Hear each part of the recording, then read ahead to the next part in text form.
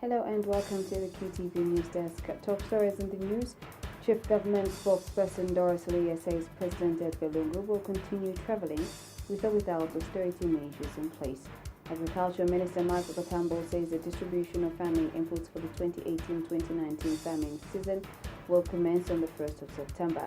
And the opposition UPND says the Electoral Commission of Zambia should not wait until Zambia is on fire to rein in the political violence. In other news in detail. Chief Government spokesperson Doris Leah says President Edgar Lungu will continue travelling with or without austerity measures in place. Speaking at a media briefing in Lusaka, Ms. Leah, however, states that this does not mean that the president will travel unnecessarily. She says each trip President Lungu makes abroad are about the country and not about him as an individual. Ms. Leah says the president's job description includes selling Zambia abroad to attract investment, adding that if the president does not travel, people in the country will be sharing poverty. Ms. Leah, who is also Information and Broadcasting Services Minister, further states that all trips that President Lungu makes, both outside and within the country, are budgeted for. Even before the austerity measures, the president doesn't travel with people unnecessarily. Of course not. Even before the austerity measures, when the president travels, it is that the people in his delegation are relevant to that trip. And this is why you see that sometimes he'll go with this minister because there's a relevance for that minister. He'll go to another country where maybe mining is the most important. There'll be a relevance that he must go for mining. He will go to another country with various ministers for a particular reason. So you have to trust that those who hold this responsibility know what they're doing. And when the president or ministers or anybody in government is traveling, there are guidelines on who should be on that trip, why and why not. Meanwhile, Mr. Leah says engagements on the issue of Topstar and local TV stations are ongoing. She says her ministry has taken note of some lacunas in the law which the Independent Broadcasting Authority IBA has been tasked to address. Ms. Leah says her ministry is also working at providing further clarity on the policy on digital migration. The issue of Topstar, of which ZNBC is a part of, I think that engagement has gone on. We've realized there are lacunas in the legislation, and IBA is going to address some of those lacunas. We have also realized there's been some a lack of clarity in terms of policy. We ourselves are working here to provide further clarity on policy, and engagement continues. The idea of digital migration is not to leave anyone behind or crowd out the private sector where government through ZNBC becomes the only player. No, the idea is that we want to carry along the private sector, and I've been very emphatic on that digital migration is supposed to provide more opportunities for private TV, not crowd them out. So these issues of commercial nature, carriage fees, signal distributor issues, I think that it is because the policy and the law were not really talking to each other. So IBA has begun a process of engagement.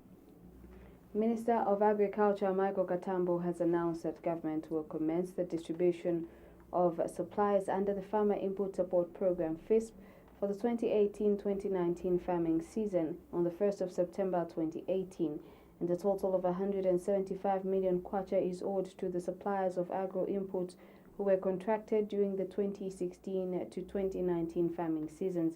Speaking when he delivered a ministerial statement in Parliament, Mr. Katambo says under the two approaches of the conventional FISP, the e-voucher programs, government's target is to reach 1 million farmers.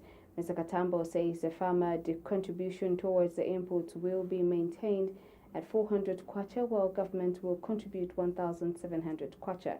He has stated that for some districts, government will directly procure and distribute fertilizer and assorted seeds varieties to farmers, while in other districts, targeted beneficiaries will be serviced through the e-voucher system using the cardless mechanism. And Mr. Katambo has attributed delay in clearing suppliers who are owed money to the lengthy verification process.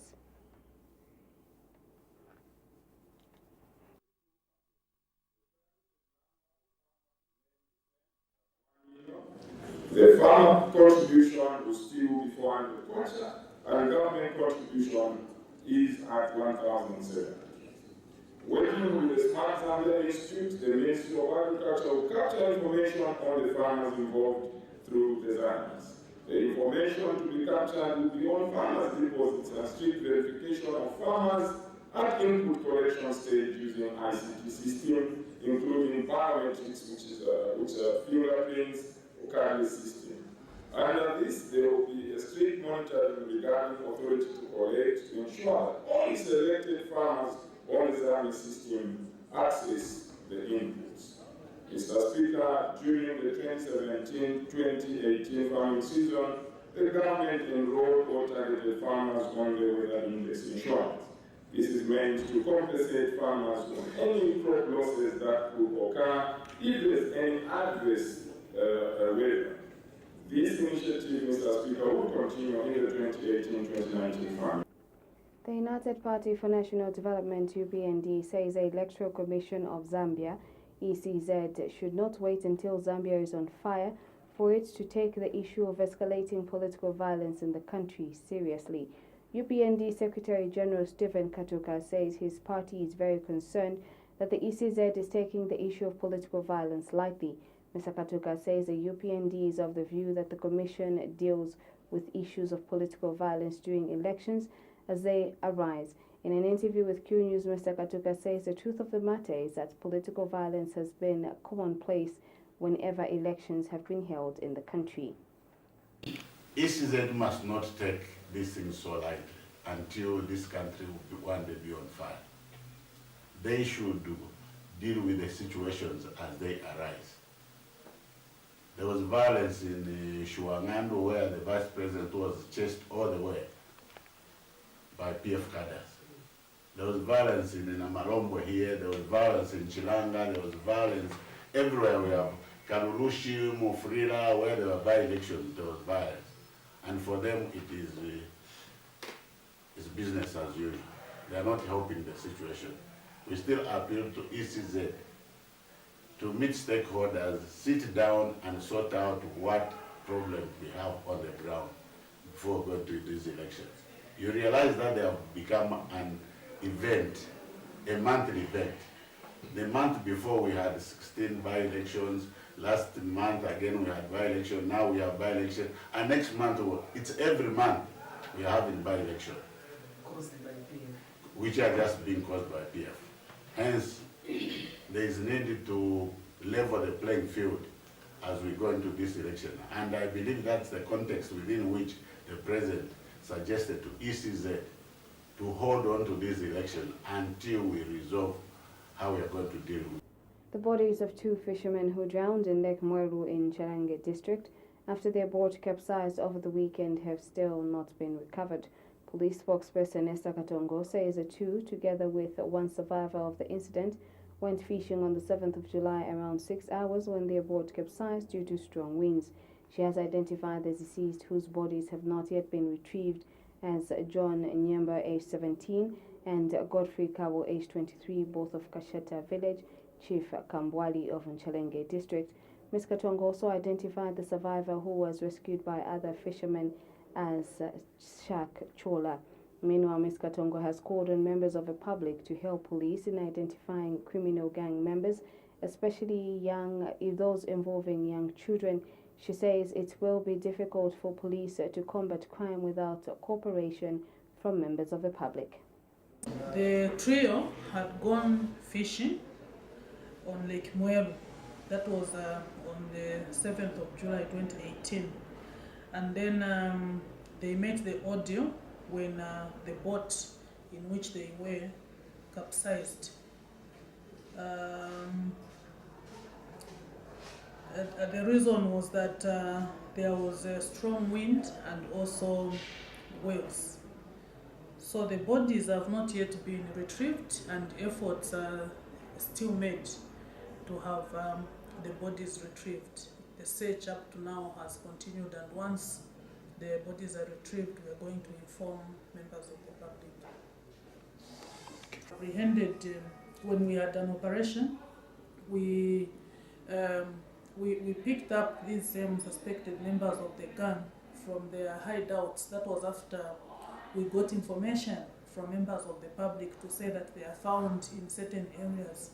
Then after we picked them, the same members of the gang led the police to the apprehension of their colleagues who were also found in other hiding places, waylaying members of the public.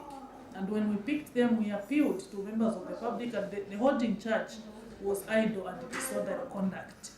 And then when we detained them, we appealed to members of the public to come so that they can lay charges against them, and no one came forward. So we decided to release the same members of the suspected members of the gang. But before releasing them, we had a discussion with their parents. We know where they are staying, and then we had a discussion with their parents to say that they should monitor the conduct of their children. So there's no need for them to celebrate, to say that they've been released, because the next time we pick them, if you are charged with idle and disorderly conduct and you plead guilty, you pay admission of guilty, then the next time we pick you up, you'll be charged, you'll be deemed to be a rogue and vagabond. Bishop John Mambo has observed that the continued invitation of politicians by some church leaders to their churches and the subsequent acceptance of gifts and exorbitant offerings, as well as pledges, has resulted in some churches being compromised. Bishop Mambo says this makes it difficult for the church to condemn such political parties when they are in the wrong. He says the church has lost the position of being the ambassador of God in society by allowing politicians to take over their church services. We have more in this report.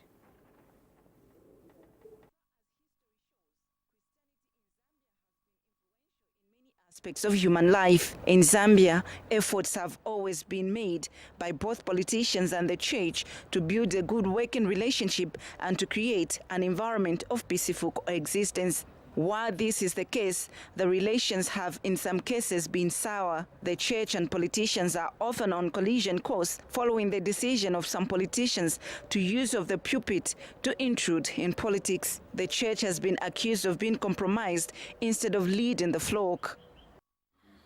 As a Green Party, we're extremely concerned that the church is fueling tension in the nation by politicization of the church, where there's a group of church arrangements which focuses on inviting President Lungu to address congregations, to donate monies, and another group which also invites President Hakainde Hichilema to address congregations and to donate money. We do not think that that should be happening, because you see in Zambia we have so many political parties, and it is wrong for the church to be just inviting two people to be addressing congregations, to be singing at those congregations. But Civil Society Constitution Agenda Chairperson Bishop David Masupa feels that the church has lost the position of being the ambassadors of God in society by allowing politicians to take over their services each time they attend church services. There would be no point in us arguing who's going to mediate in terms of the inter-party one. But it's happening because I'm compromised, we are compromised. We now have churches from President Nevas Lungu of MMD, you have other churches of the Republican president and all that. There should be no such thing as Christian for this and that one. We should all be Christian for God. And Zambia would have been a better place. And Independent Churches of Zambia Board Chairperson Bishop David Masupa says the church is being divided by what he terms as selfish church leaders. That we are ever dividing our flocks because we are allowing politicians to come to our various churches to give political statements which are swaying other members of the church from making their universal declared right of choosing a leader of their own choice. So what can we say? Yes, Mr. Sinkamba is right, and our appeal perhaps is to the politicians that they need not only to segregate, for example, just to choose parish churches, Catholic churches, UCZ churches.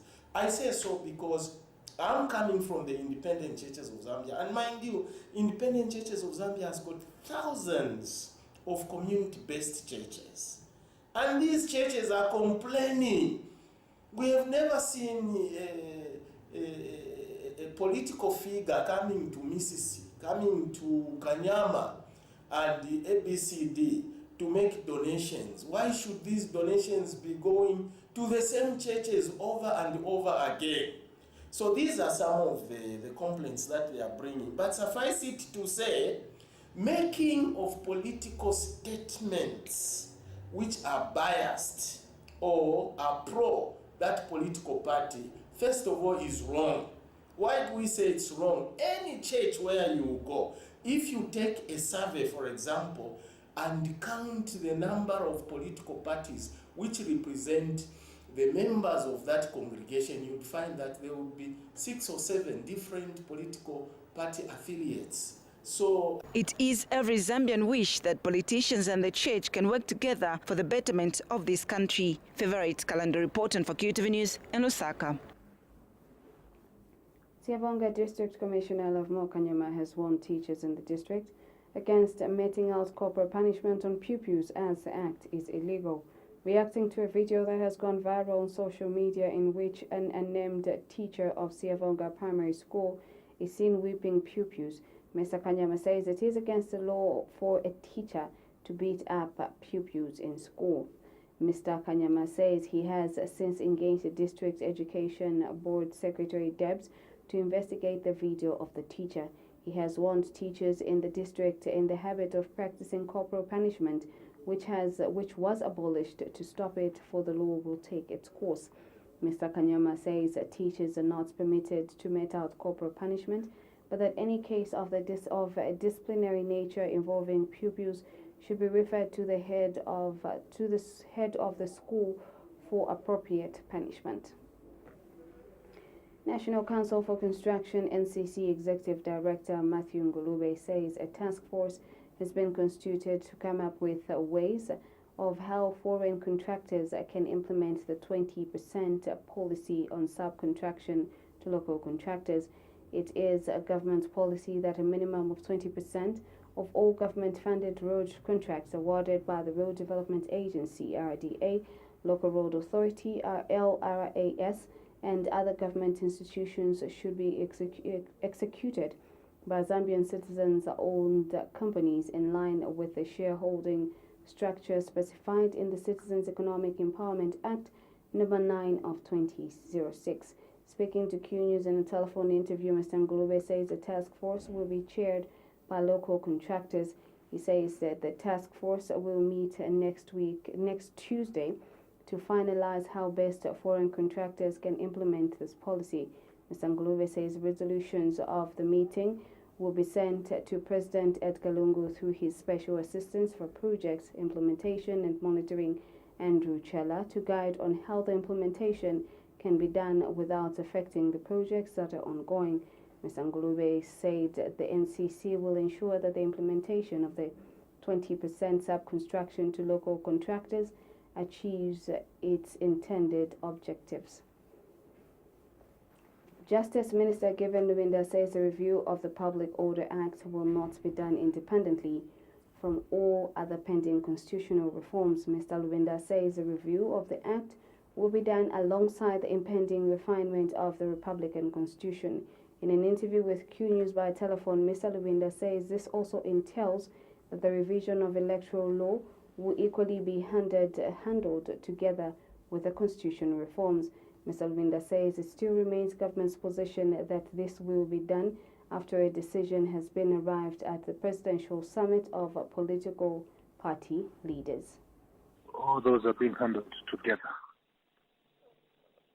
You may recall that at the time when I was ready to publish the Constitutional Amendment Bill, ZCID requested that the matter be suspended to allow political parties to engage on that issue. So after the decisions that will be arrived at the Summit of Presidents, which I hope shall be held soon, that is when we'll decide on how to proceed with the 3 issues the Public Order Act, the Electoral Act, and the Republican Constitution. So I think that President of LAS may just have forgotten that this is part of that package. All those are being handled together. You may recall Barclays Africa Group Limited has officially announced the change of its name to Absa Group Limited following the move by the United Kingdom-based Barclays PLC to sell most of its controlling stake in Barclays Africa Group Limited to South African Absa Group. Speaking during a media briefing, Barclays Bank Zambia Managing Director Mzinga Melo explained that Barclays PLC has been a major shareholder in the Barclays Africa Group Limited for over 100 years, but has now reduced its shareholding. She says that the name change signals the start of a new era for the group as a standalone African banking group with deep roots in the continent and more than 100 years of experience in Africa's banking sector. Ms. Melo has however stated that Barclays Bank will not change its name immediately, but will continue to use the name Barclays until the year 2020. It's a name that, has very high pedigree, a name that is associated with a lot of sponsorships already and scholarships on the continent. And it's a name that has, a lot of backing to it. We have a balance sheet of at least 1 trillion rands already. So it's a name that we felt this is the name that our clients will accept and our clients will embrace. So hence the name Absa. So you will see us being called Barclays, but moving very, very slowly but quickly to Absa, because that is what our group is called. And that's really, at the end of the day, that is who we are from today, because we have changed, on the stock exchange. The customers are at the center of everything that we're doing. And we want to thank our clients for the continued support that they have had, that they have continued to give us over the years. And we just want to reassure our customers that our products and our services will actually become better as we take our continent into our own hands. It's not about bringing Africa to the clients, but it's about taking Africa into Absa and really embracing who we are, as we start this new journey. So we just want to reassure our clients and just continue asking for their continued support, because this is really a new journey that we are extremely excited about. Minister of Tourism and Arts Charles Banda says the new statutory instrument SI number 14 of 2018 on accommodation standards is a major milestone in accommodation grading in Zambia. Speaking during the launch of the SI, Mr. Banda says the Regional Tourism Organization of Southern Africa, RETORSA, in collaboration with the Commonwealth Secretariat in 2011, started working on a project to harmonize tourism accommodation, facilitation and grading systems in Africa. He says this was in recognition that the different countries in the region were at different levels in terms of economic development, offering a similar product, but with only a few member states offering globally competitive tourism products, leading to the perception that the region was a poor quality destination. Mr. Banda says the various ministers of tourism therefore adopted a framework and hence the need for the launch of the new SI adopted by the Southern African Development Community (SADC). I'm fully aware that in the past, accommodation establishments have been awarding themselves with the stars for the purpose of positioning themselves in the market. I want to bring it to your attention that with the signing of the SI number 14 of 2018, this practice will now be deemed illegal. The Zambia Tourism Agency is the only government body that has been mandated to award stars to deserving accommodation facilities.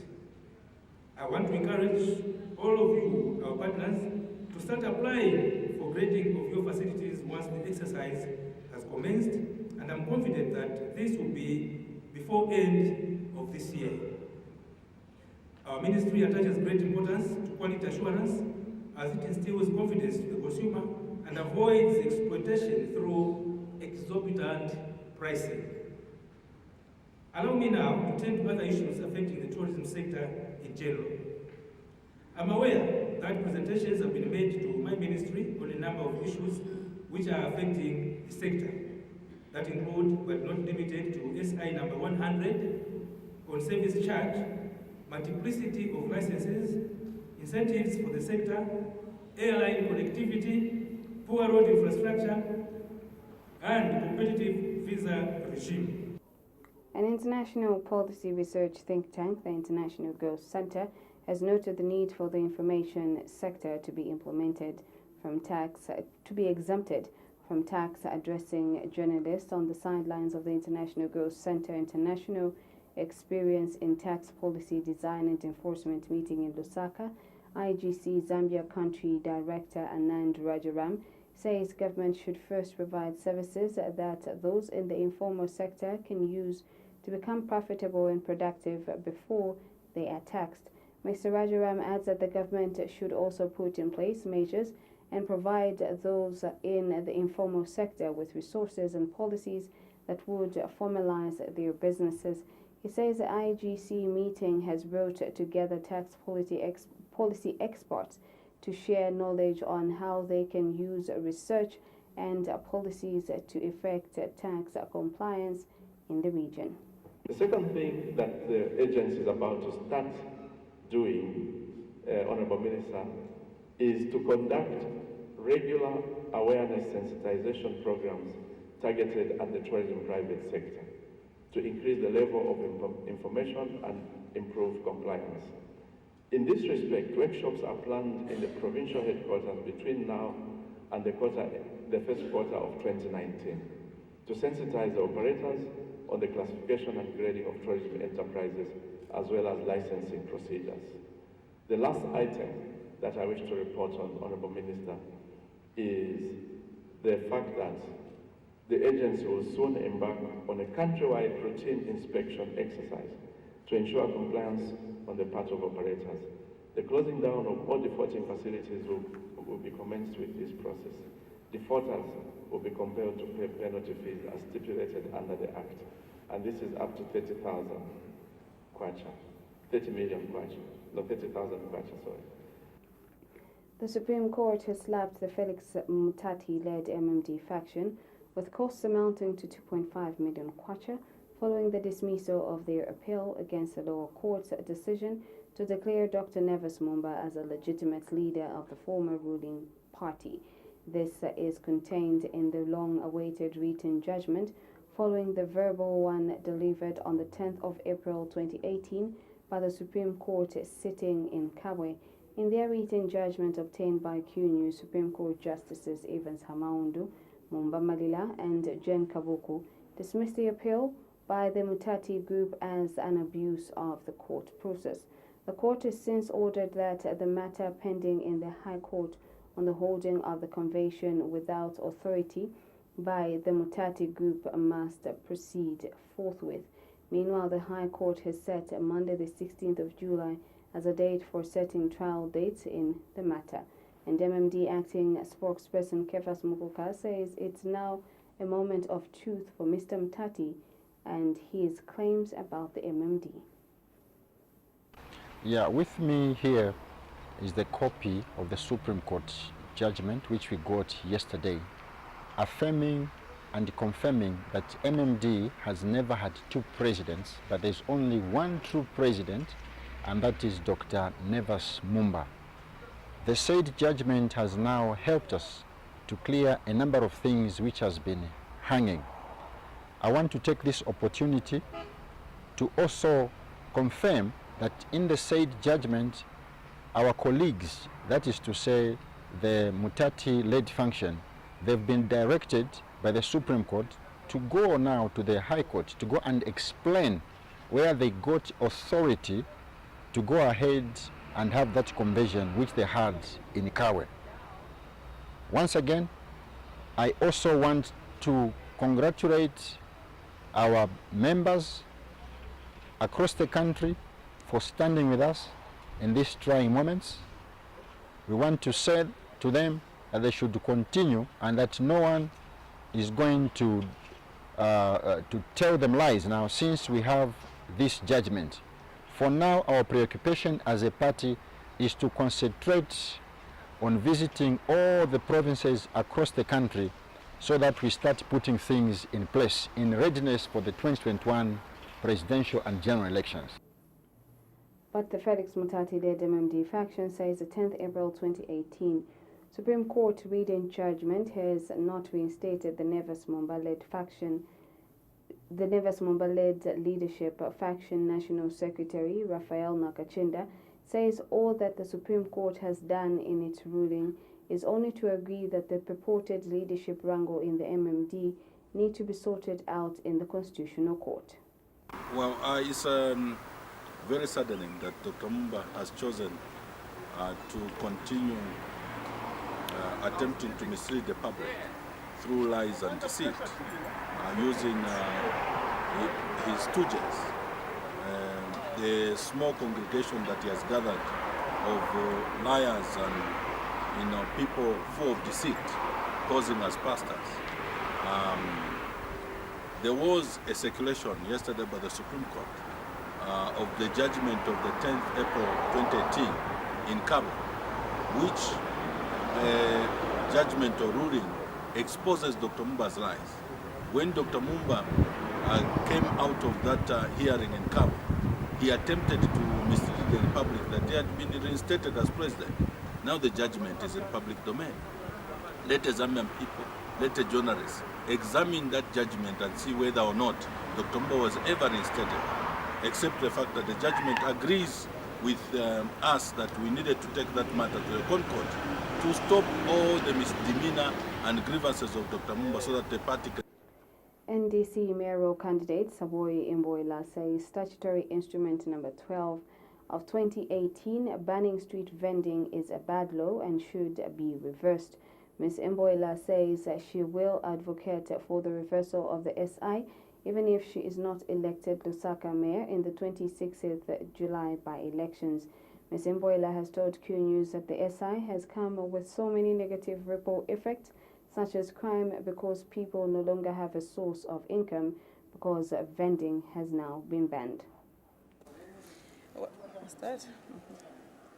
What I would like to say is that I have seen so much criticism from the PF talking about the SI-12 in terms of street vending, saying that there's nothing that can be done because an SI is in place. I would like to first of all tell the PF that no law or SI is cast in concrete. You know, anything can be changed, anything can be reversed. You know, there's what I call a good law and a bad law. A good law is the one which is responsive to the people's needs, the people's morals, the people's well-being. And a bad law is a law like this one. You know, so they put in an SI which has criminalized street vending. And let's get this matter very, very clear. They've criminalized street vending and not stopped it.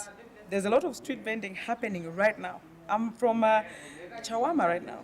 Street vending is everywhere. But with that SI, what is happening is that the council or police, whatever, whoever it is that is mandated to grab certain things from the women out there, you know, from the vendors out there, what they are doing now is that somebody's hungry in their own home. Somebody does not have something in their own shop. They pounce on the women. They pounce and they get their goods from them because they know that this is a criminal offense. So they are getting things from anyone at any time. Our people are suffering. And I'd like to urge the PF to reverse SI-12 over this. And I'm going to stand on this one, even if I'm not elected mayor, I'm going to stand on that. Because what they have done to their own people is evil. You know, I talked about issues of markets the other time and alternative trading places. You know, the late Michael Chirufia-Sata was very clear on that one. He said, the vending problem, yes, is there. But where are we going to take our poor people? You need to create spaces for them before you can hurriedly chase them the way they did. They didn't give them notice, you know. They didn't give them alternative places to trade from. People got loans, for heaven's sake. People had just bought goods, you know. So for me, I still stand on that.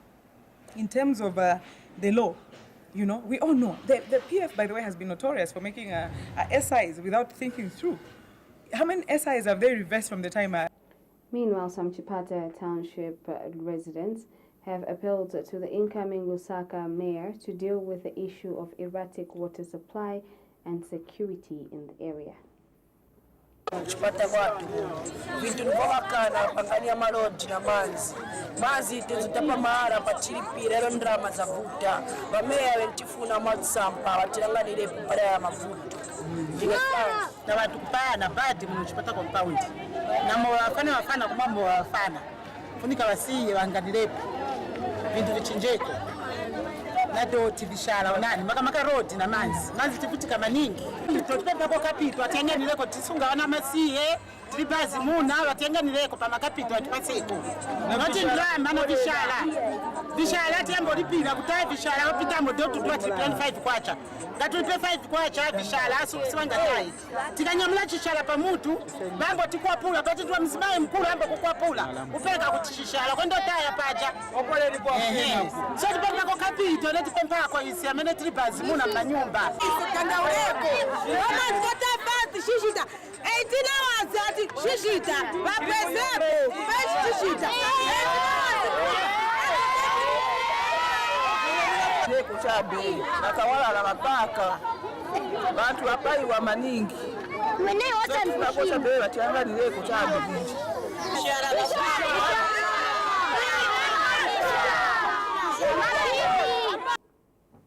Osaka City Council Public Relations Manager George Sichimba says the council has found a permanent operating space for car dealers who are temporarily operating opposite the government complex. Mr. Sichimba explains that the car dealers were to temporarily move to the site where they are currently operating from after being removed from the central business district following the cholera outbreak. He says the council has found operating space along Dushanbe Road where the dealers are expected to move soon. If you remember very well, during the cleanup for Lusaka that time when we had an outbreak of cholera, we removed all car dealers from CBD and we put them at that place opposite government complex temporarily with a view of identifying a place which will demarcate and relocate them. And so what has happened now is that a place has been identified and demarcated. This is along Dushanbe Road. Dushanbe Road is the road that comes from Church Road, then joining Independence Road at SDA at the robots there. So along that road, and so that place has even been demarcated. What we are waiting for is to number the slots. We want to number the slots for easy identification of who is where. You know that if we just take them there, we don't even know how many they are because we took inventory of how many they were at that time, and so that's the number that we are working with. And so we want to number the slots as well so that it becomes easier for administrative purposes. We know who is where and who is not where. So this is what is happening, and very soon we'll be relocating them to the identified place. As we have the news recap for the headlines, Chief Government spokesperson Doris Lee says President Edgar will continue travelling with or without austerity measures in place. Agriculture Minister Michael Katambo says the distribution of farming inputs for the 2018-2019 farming season will commence on the 1st of September. And opposition UPND says the Electoral Commission of Zambia should not wait until Zambia is on fire to rein on political violence. Ends the news. You can visit our website for more. Pleasant viewing.